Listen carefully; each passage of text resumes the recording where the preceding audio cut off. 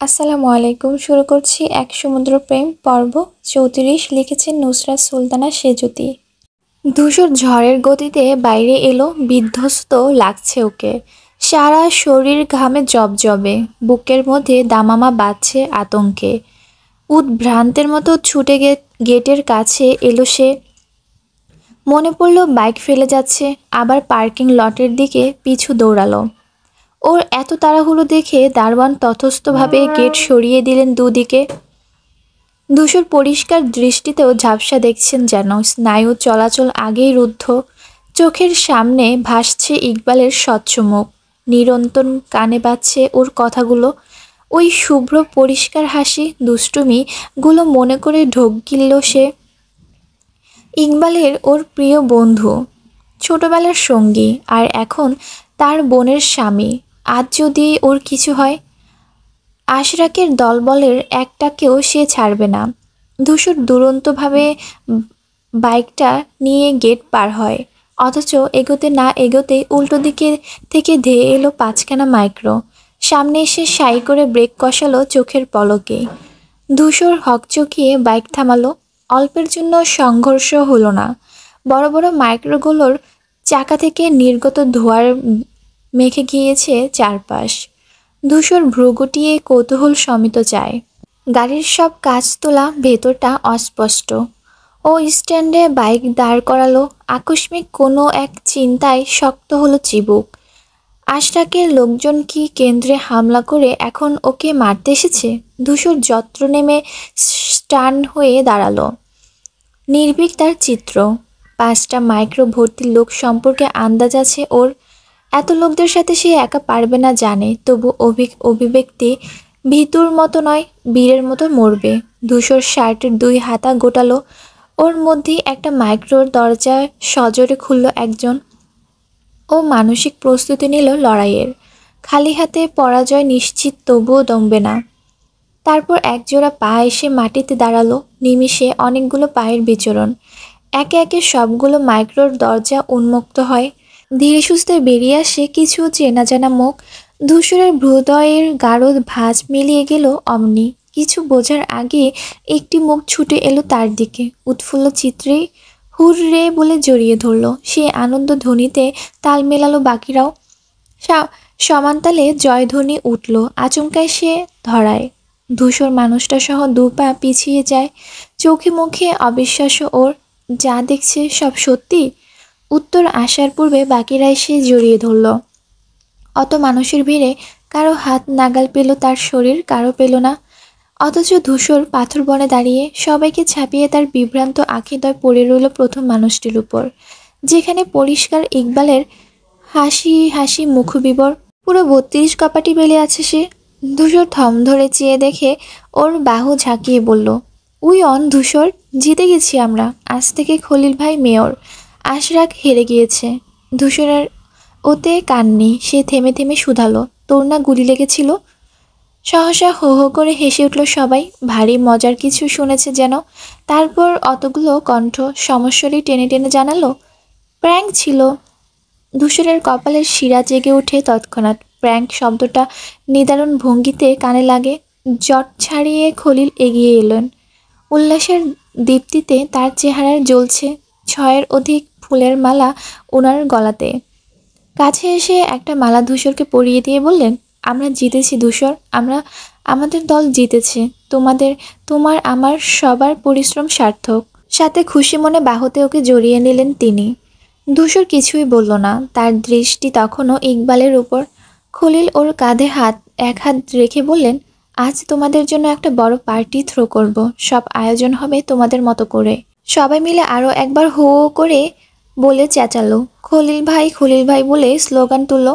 হলো হাততালির বর্ষণ। ইকবাল হে হে করে হাসছে। সূর্যের নরম আলোতে তার আদল প্রভাময়।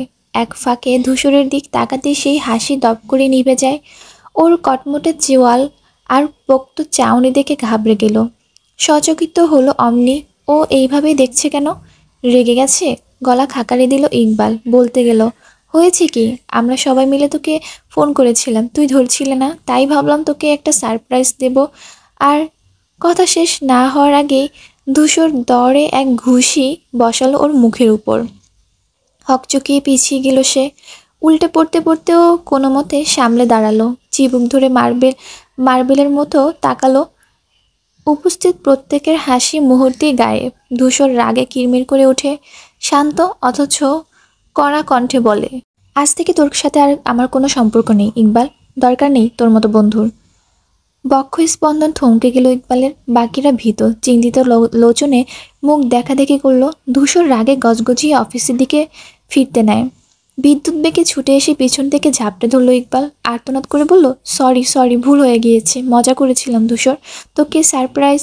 ধূসর ঝাড়ি মেরে ওকে সরিয়ে দিল। বুকে ধাক্কা মেরে ফুঁসতে ফুঁসতে বলল, মজা? কিসের মজা? কোন ধরনের মজা এটা? তোর কোনো ধারণা আছে আমি কতটা ভয় পেয়েছিলাম? মাথা কাজ করা বন্ধ হয়ে গিয়েছিল, নিঃশ্বাস নিতে পারছিলাম না। এই রকম লেম ফালতু মজা তোকেই মানায়? আর এমন লেম মিথ্যাবাদী মানুষের সঙ্গ ধূসরের প্রয়োজন নেই। মুখও দেখতে চাচ্ছি না তোর। খলিল বোঝাতে গেলেন, ধূসর ওর দোষ নেই, আমরা সবাই। সে থামিয়ে দিয়ে বলল, আমার বোঝাপড়া আপনাদের সবার সাথে নয়, ওর একার সাথে। খলিল ভাই, আপনি প্লিজ আমাদের মধ্যে আসবেন না। তিনি ব্যর্থ শ্বাস নিলেন, বললেন, ওকে। ইকবাল গলা শুকিয়ে কাটকাট। ধূসর আজ সাংঘাতিক খেপেছে। এখন বিবেক লাফাচ্ছে তার। মনে হচ্ছে সত্যি এরকম মজা করা ঠিক হয়নি। ধূসর যদি সত্যি সত্যি তার সাথে সম্পর্ক ছিন্ন করে, এই এক শঙ্কায় নিজের ভালোবাসা দিনের পর দিন চেপে রেখে অন্যায় করেছিল যে। আর আজ না, ধূসরের মতো বন্ধু হারানো সম্ভব না। জীবন একটা সদয় সব সময় হয় না। ধূসর আবার যেতে ধরলে ইকবাল আবার পেঁচিয়ে ধরল। কাঁদো কাঁদো গলায় অনুনয় করল, ভাই মাফ করে দে, আল্লাহর কসম আর জীবনে এরকম করব না। মজা টজা সব বাদ আজ থেকে। আমি বুঝিনি তুই এত রেগে যাবি। পা ধরবো তোর? ধূসর তর্জন দিল, দূরে থাক ইকবাল। ইকবাল আপত্তি জানালো জোর গলায়, সেটা পারবো না, বাকি যা বলিস সব করব। আচ্ছা এই দেখ, কান ধরছি, উঠবস করছি, 1 2 3। একটা পার্টি অফিসের সভাপতি হয়েও 10-এর অধিক মানুষের মাঝে নির্দ্বিধায় উঠবস শুরু করলো ইকবাল। ধূসর ফিরেও দেখছে না। আরেকদিকে তাকিয়ে সে। বাকি নীরব দর্শকরা চুপসে যাওয়ার মুখমণ্ডল নিয়ে দাঁড়িয়ে। এই পরিকল্পনা ওরাও সামিল ছিল যে। ধূসরের নিরুৎসাহিত দেখে ইকবাল শেষে হতাশ হয়ে থামল। ঘন শ্বাস নিল। হাস্যসাত্মক হওয়ার সঙ্গে আবেগী সে। ছেলে বলে কি খারাপ লাগে না? কষ্ট হবে না? ধূসর সহজে ওর উপর রাগে না, এতটা তো কখনো নয়। একেবারে সবার সামনে বন্ধুত্ব ছেদ করার কথা তো এমনি এমনি বলেনি। অপরাধবোধ তার চোখে ভিজে আসে। ফের বলে, ধূসর প্লিজ। ধূসর তোয়াক্কা করল না অনুরোধের। অফিসে ঢোকার জন্য পুনরায় পা বাড়ালো। ঘোর অমানুষীয় ইকবালের খানিক আগের উজ্জ্বল আনন মিলিয়ে যায়। অনুযোগী অভিমানী কণ্ঠে খলিলকে বলল, খলিল ভাই, আপনার একটা লাইসেন্স করা পিস্তল আছে না? নিয়ে এসেছেন সাথে? দিন তো আমায়। কেউ যখন আমার কথা শুনছেই না, সত্যি সত্যি নিজেকে গুলি মেরে দিই। ধূসর থামছে না দেখে বলল, একটা কথা শুনে রাখ ধূসর, বন্ধুত্ব ভাঙার আগে ইকবাল লাশ হবে, কবরে যাবে, আমার রক্ত মারিয়ে যাবি, তারপর এই সম্পর্ক শেষ করবি সে।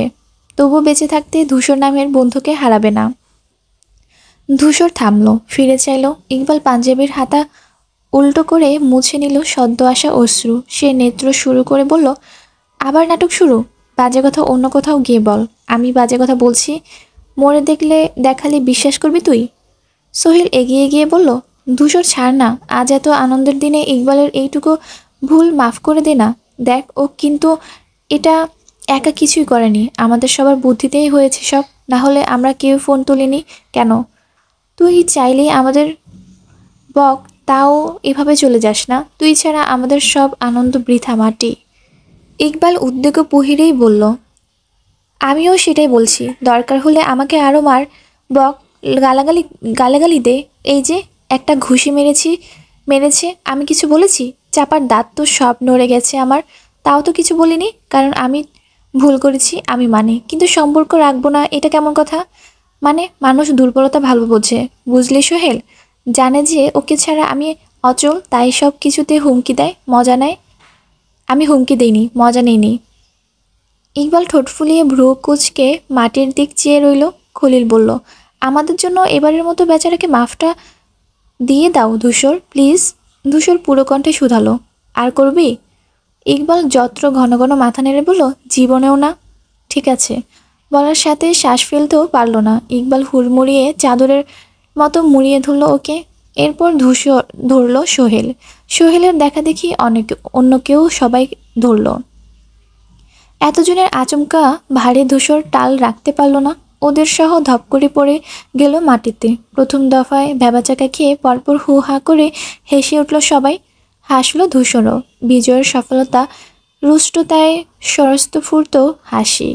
ধূসরের উন্মত্তের মতো বেরিয়ে যাওয়া দেখে আমজাদ থেমে থাকেনি। নিজেও তৎপর কদমে পেছন পেছনে এসেছেন। তারপর অফিসের সামনে ঘটে যাওয়া দৃশ্যগুলো সমস্তটা একের পর এক দেখলেন। ইকবাল আর ধূসরের বন্ধুত্ব এই প্রথমবার মোহিত করল ওনাকে। সাথে পার্টি অফিসের প্রতিটি সদস্যের ধূসরের প্রতি একাগ্রতা দেখে একটু হলেও ভালো লেগেছে। তিনি শ্বাস নিলেন, বিস্তর নিঃশ্বাস। ওদের ছেলে মানুষই দেখে মৃদুমন্দ হাসি ভিড়ল ঠোঁটে। ঘুরে হাঁটা দিতেই আফতাব সামনে পড়ল। তিনিও একইভাবেই বেরিয়ে এসেছিলেন। ওনাকে দেখে আমজাদ হাসি কমিয়ে মুখ চোখ পাথরের মতো বানালো। বললেন, বাদর দুটো দিয়ে হচ্ছিল না, আজ বাকিগুলো দলবল সহ অফিসে চলে এসেছে। তারপর ঢুকে গেলেন ভেতরে। আফতাব সেদিকে চেয়ে আবার সামনে ফিরলেন। ধূসরকে টেনে টেনে ওরা গাড়িতে বসিয়ে নিয়ে যাচ্ছে।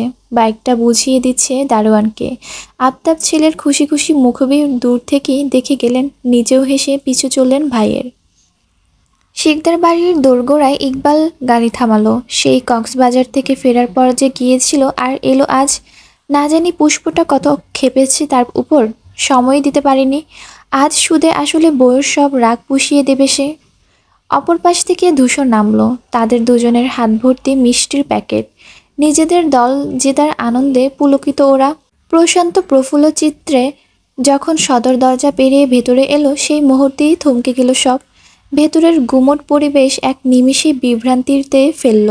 বসার ঘর তখন থমথমে। হুই হুই করা নিবাস আজ নীরব, শব্দহীন। বাড়ির প্রত্যেক উপস্থিত, অথচ কারো মুখে কথা নেই।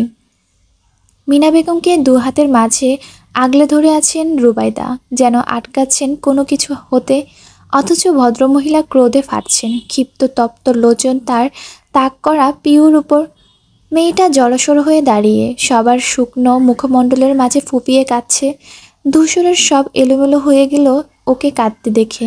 খলিলের বাড়িতে করে আসা আনন্দ উৎসবের রেশ এক মুহূর্ত উবে গেল হাওয়ায়। উদ্বিগ্ন গলায় শুধালো, কি হয়েছে? কণ্ঠ শুনে পিউর শরীর কাঁপে, তরঙ্গে ন্যায় উঠানামা করে, কিন্তু নত করা মাথাটা উঁচু হলো না। সকলে ওদের দিক তাকালো। ইকবাল পুষ্পকে ইশারায় ভ্রু উঁচিয়ে জানতে চাইল ঘটনা কি। তার মুখশ্রী কালো, মিনমিন করে বলল, আম্মু পিউকে মেরেছে। ধূসর চট করে মিষ্টির প্যাকেট ফ্লোরে রাখলো। ঠিকঠাক প্যাকেট বসলো কিনা দেখার প্রয়োজনও বোধ করল না। লম্বা পা ফেলে এগিয়ে এসে পিউর পাশে দাঁড়ালো। নিচের দিক চেয়ে কাঁদতে থাকা ওর দিকে একবার চোখ বলিয়ে শুধালো, মেরেছে কেন বড় মা? মিনা গজগজিয়ে উঠলেন, মারব না তো কি করব? মানিজ্জত কিছু রাখলো না আমাদের, বেয়াদব মেয়ে কোথাকার। কি করেছ ও? কি করেছে ওকে জিজ্ঞেস কর। পিউ উপরে ঠোঁট দিয়ে নিচের ঠোঁট চেপে রাখলো। প্রার্থনা করলো ধূসর ভাই প্রশ্ন না করুক। সে কিছুতেই বলতে পারবে না। কষ্টে তার বৃহৎ চোখ ছাপিয়ে জল নামলো। ধূসর বলল, ওর বলতে হবে না, তুমি বলো, মারলে কেন? মিনা অগ্নিচোখে মেয়ের দিক চেয়ে যেন ভৎস করে দেবেন ওকে। ধূসর খেই হারিয়ে উঁচু সুরিয়ে বলল, প্লিজ বলবে কি হয়েছে? কি আর হবে, পড়াশোনা রেখে টই করলে যা হয় তাই হয়েছে। ফেল করেছে মহারানী, ফেল। টেস্টের রেজাল্ট বেরিয়েছে না আজ, এক বিষয়ে ফেল করে এসেছেন। ধূসর আশ্চর্য চোখে তাকালো। পিওর চিবুক গলদেশে ঠেকলো গিয়ে। লজ্জা চোখ বুজে খুলল আবার। ধূসর কোমল কণ্ঠে বলল, ফেল করেছিস? মিনা বললেন, ও কি বলবে, বলার মতো মুখ আছে? সারাক্ষণ বলতাম পড়তে বস, তখন আমার কথা ভালো লাগেনি, শোনেনি, লাফালাফি হুড়হুড়ি করে সময় কাটিয়েছে। কতক্ষণ বর্ষার বিয়ে, কতক্ষণ বোনের বিয়ে, আর শেষে কি হলো? ফেল এলো। ছি। পুষ্প বলল, মা চেঁচাচ্ছ কেন? আসতেও তো বলা যায়। তিনি দ্বিগুণ চেঁচিয়ে বললেন, একদম কথা বলবি না। চেঁচাবো না তো কী করবো?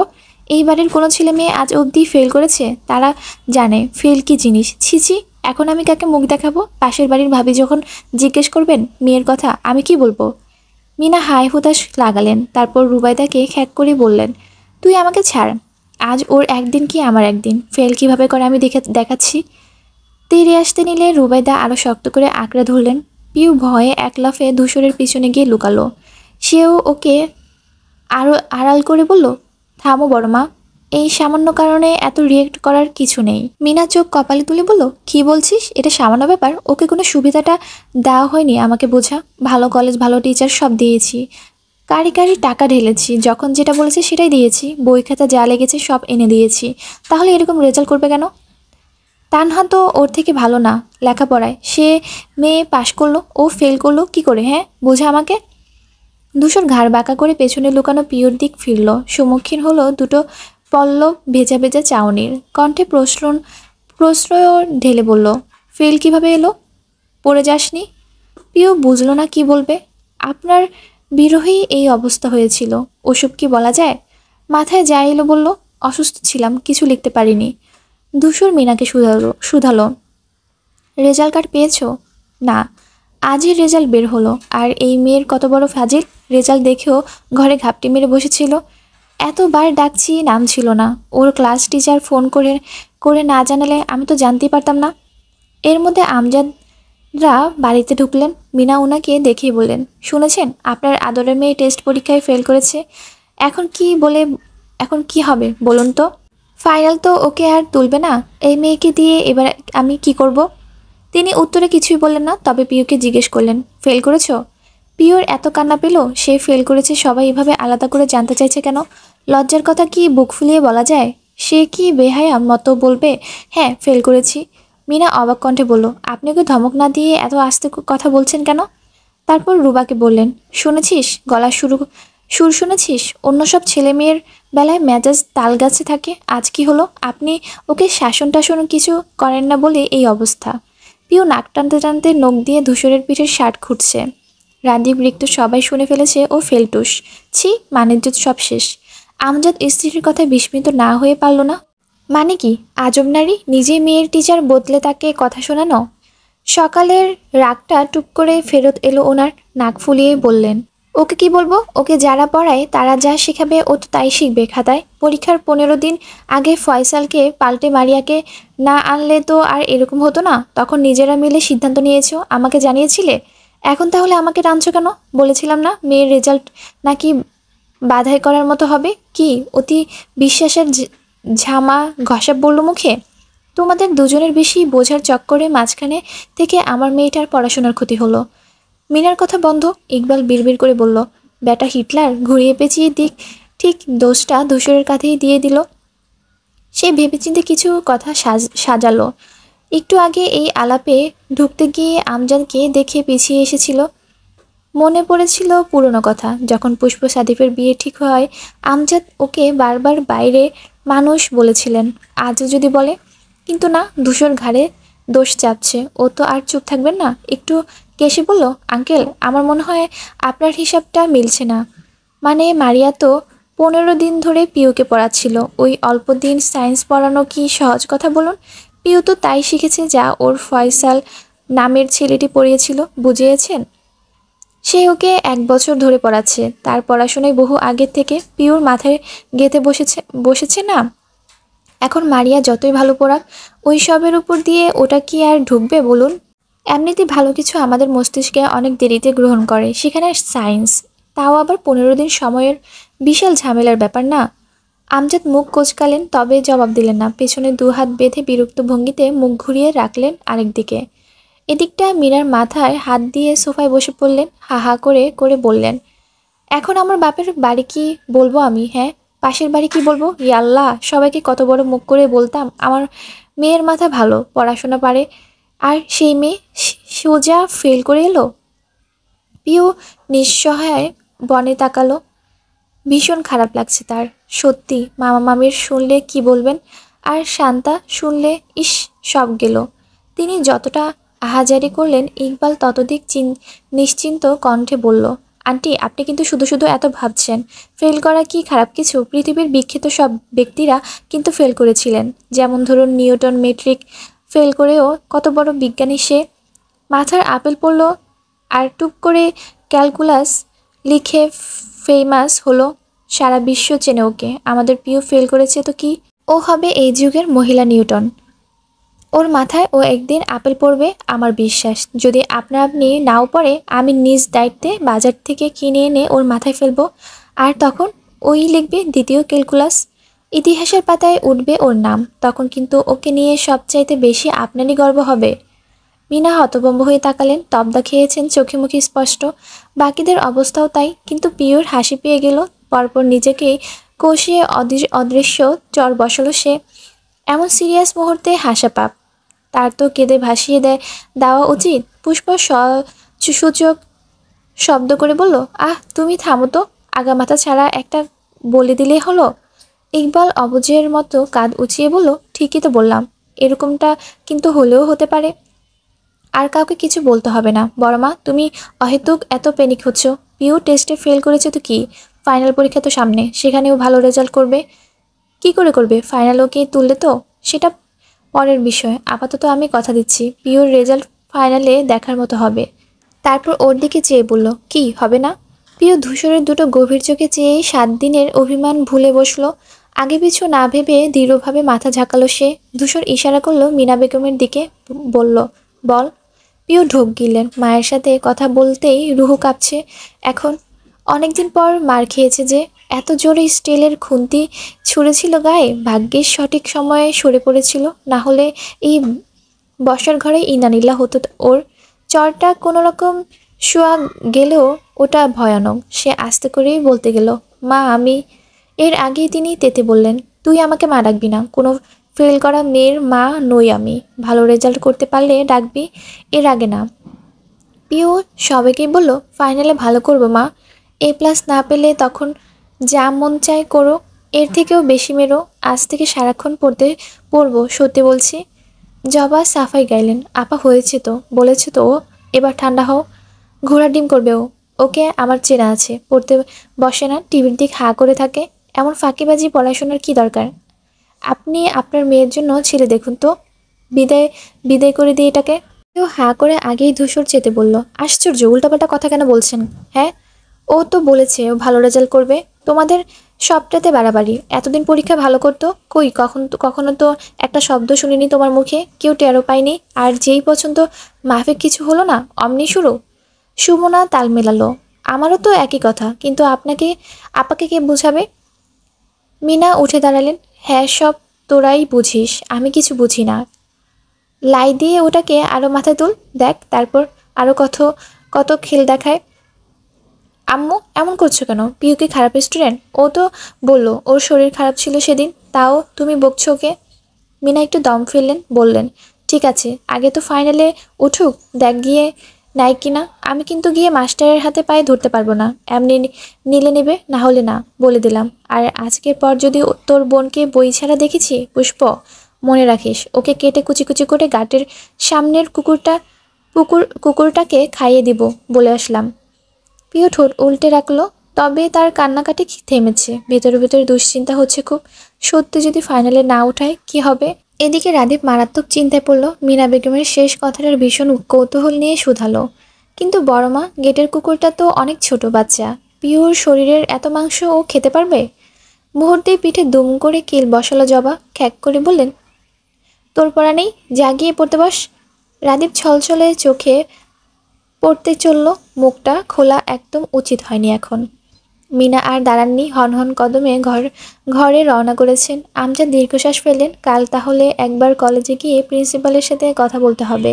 মেয়েটাকে ফাইনালে নেয় কি না কে জানে। তারপর মনে করার ভঙ্গি করে রুবাইদাকে বললেন, তোমার ছেলেকে বলো হামিদ ফাইল দিয়ে গিয়েছে, দেখে যেন কালকের মধ্যে দয়া করে জমা দিয়ে দেয়, নাহলে বাপ চাচার হাতের হারিকেন উঠবে। পিওর হৃৎপিণ্ড যখন দুর্ভাবনায় কাতর, সেই মুহূর্তে মাথায় একটি উষ্ণ হাতের স্পর্শ পায়। হস্ত মালিকের পানে চোখ তুলে চাইল সে। ধূসর মোলায়েম সুরে শুধায়, খেয়েছিস? সে মাথা নাড়ল দুপাশে। পুষ্প আগ বাড়িয়ে বলল, খাবে কি? মার খেয়েই কুল পেল না। বেচারি ঘরে চুপটি করে থেকেও রেহাই পায়নি। আম্মু হুলস্থুল বাঁধিয়ে ডেকে এনে, ওর খাবারটা আমার ঘরে দিয়ে যা। পুষ্প ঘাড় কাত করলো। সে সবার মধ্যে পিওর ছোট্টখাট্ট হাতখানা নিজের মুঠোয় নিয়ে সিঁড়িতে পা রাখল। আমজাদ ঘরের দিক এগুলেন। যে যার কাজে চলল, শুধু দাঁড়িয়ে থাকলো আফতাব। তার অভিজ্ঞ তীক্ষ্ণ চোখ আর নিবিষ্ট মনোযোগী দুটোই সিঁড়ির উপর, যেখানে পিওর সযত্নের সাথে নিয়ে চলে যাচ্ছে ধূসর। পাশাপাশি আরও একজোড়া আঁখি বগ্রভাবে দেখছিল ওদের। ওরা আড়াল হতেই লম্বা শ্বাসে উঠানামা করলো তার বুক। ভাবল, পিউ সুখী হোক, তাতে মানুষটা সে না হয়ে হলোই বা অন্য কেউ। পিউকে সোফায় বসিয়ে রেখে ধূসর গোসলে ঢুকেছে। মেয়েটা চিন্তায় হাত কসলাচ্ছে সমানে, মাথার রগ দপদপ করছে ওর। শেষবার প্রিন্সিপাল স্যার ওকে কান ধরে দাঁড়িয়ে থাকতে দেখেছিলেন, সাথে ম্যাম নালিশ ঠুকেছিল সে পড়াশোনা করে না। এখন ওই ভিত্তিতে স্যার যদি ওকে ফাইনালে দিতে না চান, কি হবে? একটা বছর তো যাবেই, সাথে আম্মুর গালমন্দ ফ্রি। বন্ধুবান্ধবদের বা কিভাবে মুখ দেখাবে? ইয়াল্লা, কি একটা ফালতু বিষয়ের জন্য ওর পরীক্ষাটা বাজে হয়েছিল মনে করলেই রাগ হচ্ছে। এই জন্যই বলে সবসময় বেশি বোঝা ঠিক না। এদিকে ধূসর ভাই এত ভালো ছাত্র, ওনার সুনাম সবার মুখে মুখে। তার বউ হবে কি না এক ফেলটুস মেয়ে। ছি পিউ, তুই তো ওনার যোগ্যই নস। পিউর কান্না পেয়ে গেল, চোখে জল আসার আগেই পুষ্প খাবার নিয়ে ঘরে ঢোকে। টেবিলে রেখে পিউর দিক চায়। বোনের শুকিয়ে এইটুকুনো হয়ে যাওয়া মুখ বিপর দেখে মায়া লাগে। কাছে এসে মাথায় হাত বুলিয়ে বলে, এত ভাবিস না তো বোনো, ইনশাল্লাহ সব ভালো হবে। পিউ কাতর চোখে তাকালো, হাতটা আঁকড়ে ধরে বলল, যদি আমাকে না নেয়? নেবে, চিন্তা করিস না। ধূসর দীর্ঘ সময় ধরে ফ্রেশ হয়। আজ পিউকে বসিয়ে রেখে এসেছে দেখে তাড়াতাড়ি বের হলো। ততক্ষণে পুষ্প চলে গিয়েছে। ট্রাউজার পরনে উদাম গায়ে বেরিয়েছে সে, মাথা মুছতে ব্যস্ত। তার দিকে একবার চোরা চোখে তাকালো পিউ, টেনে হিচড়ে আবার সরিয়ে আনলো দৃষ্টি। বসে রইল চুপটি করে। ধূসর ভেজা তোয়ালে চেয়ারের হাতল মেলে দিল, গায়ে টি শার্ট জড়ালো, তারপর এসে বসলো ওর সামনে। যত গুটিয়ে গেল পিউ, এত মুখোমুখি কেউ বসে? এখন তো চোখের পলকও গোনা যাবে। ধূসর এই দূরত্বটাকে বাদশা দে, নিজের পাশ দেখিয়ে বলে, এখানে আয়। পিউ দ্বিধান্বিত নেত্রে চেয়ে আছে, কিছু বলছে না, উঠে যাচ্ছেও না। দেখে ফের বলল, এখানে আসতে বলেছি। সে নড়ে উঠল, যেন হুঁশ ফিরেছে। তারপর গুটি গুটি পায়ে মুখে মুখে সোফাটা ছেড়ে ধূসরের পাশে গিয়ে বসলো। ধূসর ভাতের প্লেট হাতে নিতেই চোখ বেরিয়ে আসে ওর। উনি কি এখন খাইয়ে দিবেন? ব্যাস, সমস্ত ভয়ডর চিন্তা মেঘ ছাপিয়ে বর্ষা নেয় গলে গেল পিওর। মনে মনে মায়ের প্রতি কৃতজ্ঞতায় লুটিয়ে পড়ল সে। মা মারলেন, সে কাঁদলো বলেই তো ধূসর ভাই খাইয়ে দিবেন। আর ওনার হাতে খাওয়ার জন্য সে অমন 100টা মার খেতেও রাজি। ধূসর ভাত মেখে ওর মুখের সামনে ধরলো, হা করতে বলতেও হয়নি, ব্যস্তভাবে খেয়ে নিল পিউ। তারপর ভাবাবেশে বুঝে ফেলল চোখ। এতটা তৃপ্তি, এতটা স্বাদ বুঝি মায়ের হাতের পর প্রিয় মানুষের হাতে খেলে পাওয়া যায়। ধূসরের অগাধ কণ্ঠ কানে এলে চোখ মেলল পিউ। নিচে যা বলে এলাম মনে থাকবে, নাকি আবার ভুলে যাবে? পিউ মাথা ঝাঁকিয়ে সুদৃঢ় কণ্ঠে বলল, সব মনে থাকবে। ধূসর কিছু বলল না, তার মনোযোগ ভাত মাখার। পিউ এক ধ্যানে তার শ্যামলা মুখটা দেখল। মানুষটার চেহারায় কি ক্লান্তি, দেখে বোঝা যাচ্ছে আজ খুব ধকল গেছে ওনার উপর। ইস, এই অবস্থাতে ওকে খাইয়ে দিচ্ছে, যত্ন নিচ্ছে, তাও সামান্য একটু মায়ের বকুনি খেয়েছে বলে। আর এই মানুষটার সাথেই মারিয়াকে জড়িয়ে কি বাজে চিন্তাটাই না করেছে সে। পিউয়ের অনুশোচন হৃদয় দগ্ধ হয়, আকাশ ভেঙে কান্না পায়। এবার আর চেপে থাকলো না, হু হু করে বেরিয়ে এলো তারা। ধূসর তাজ্জব বনে তাকালো, হঠাৎ কান্নায় উদ্গ্রীব কণ্ঠে শুধালো, কি হলো? পিউ নাক টেনে বলল, আমি তখন মিথ্যে বলেছি ধূসর ভাই। ওই দিন আমার একটু শরীর খারাপ ছিল না। আপনাকে আর মারিয়া আপুকে নিয়ে উল্টোপাল্টা ভাবায় আমার মাথা থেকে সব পড়া বেরিয়ে গিয়েছিল, তাই কিছু লিখতেও পারিনি। সত্যি খুব দোষ আমার। পিওর গা ভাঙল কান্নায়। ধূসর প্লেট নামিয়ে বাম হাতে চোখ মুছিয়ে বলল, আমি কি এ নিয়ে কিছু বলেছি? পিউ কাঁদলো, কিছু বলল না। সে নিজেই বলল, যা হয়ে গেছে হয়ে গেছে, এসব আর ভাবিস না, সামনে পরীক্ষা, তাই নিয়ে ভাব। পিউ ধূসরের হাতটা মুঠোয় ধরে বলল, আমি এবার খুব মন দিয়ে পড়ব ধূসর ভাই, একটুও ফাঁকিবাজি করব না। ধূসরের পাতলা ঠোঁট বেঁকে গেল, বলল, আমি জানি, এবার কান্না থামা। বলতে বলতে সে নিজেই হাতের উল্টো পিঠে দিয়ে ওর ভেজা গাল মুছালো, অথচ তার শ্রান্তিতে বুঝে আসছে চোখ ঘুম পাচ্ছে রাজ্যের। খাওয়া শেষে পিওর মুখটা মুছিয়ে দিয়ে বলল, যা। পিওর উসকুস শুরু হলো অমনি। সময় নিয়ে আবদার ছুড়ল, আপনার কাছে একটু থাকি। ধূসর এমনভাবে তাকালো যেন এক্ষুনি তীর বসিয়ে দেবে বুকে। লজ্জায় হাঁসফাঁস করে উঠল পিও। এমন নেশালো চোখে কেউ চায়? তাই ঢাই করে এলোমেলো ভাবে এদিক সেদিক পলক ফেলল সে। ধূসর হাসলো, সোজাসুজি বলল, আমার কাছে বেশিক্ষণ থাকা এখন তোর জন্য বিপজ্জনক। পিও কথার ইঙ্গিত বুঝতে না পেরে থাকার মতো তাকালো। নিষ্পাপ সুরে বিরোধিতা জানিয়ে বলল, মোটেই না, আমি জানি আব্বু আম্মুর মতো আপনার কাছেও আমি সবচাইতে নিরাপদ। ধূসর খুব জোরে হেসে ফেলল, পেশিবহুল দুহাত বিছিয়ে দিল সোফায়, বলল, তুই এমন বোকাই থাকিস পিউ। পিউ ভ্রু গোটায়, সে কি হাসার কিছু বলেছে? আবার বোকা বোকা বলল কেন? মাথা খাটানোর আগেই ধূসর গরম নরম উষ্ণজকুল ছুটে এসে চুমু বসালো তার গালে। পিউ চমকে উঠল, আচমকা ছোঁয়ায় ক্ষুদ্র দেহ ঝাঁকুনি দিল। ধূসর কপালে ভাঁজ ফেলল সহসা, প্রকাশ করল বিরক্তি। পিউ মাথা নামিয়ে নিল, সংকীর্ণ মুখমণ্ডল নিভু অসহায় কণ্ঠে বলল, আমার কি দোষ? আপনি তো এর আগে এভাবে চুমু খাননি ধূসর ভাই। তাই হঠাৎ হঠাৎ কাছে এলে আমার কাঁপুনি উঠে। তারপর চোরা চোখে দেখতে চাইল ওর অভিব্যক্তি। ধূসরের ডান ভ্রু উঠে এলো উঁচুতে, জানতে চাইল, এখন তোর কাঁপুনি কমাতে সকাল বিকাল আমাকে চুমু খেতে বলছিস?